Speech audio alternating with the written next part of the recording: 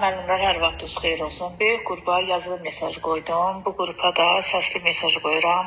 Orada məlumat paylaşmışam. Tamirin mağazasında, o Narıncı Gic o mağaza şəbəkəsidir. Oradan geyib paltarlar alınmalıdır və hər məktəb nə qədər paltar alırsa məlumat qoyulmalıdır.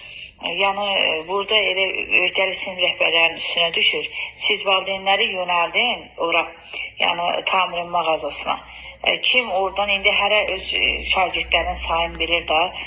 Orada demək kim ki paltar alsa, sinif rəhbərlərinə məlumat versinlər ki, məsəl üçün bu günlərim 4A sinifindən 3 nəfər getdi, paltar aldı.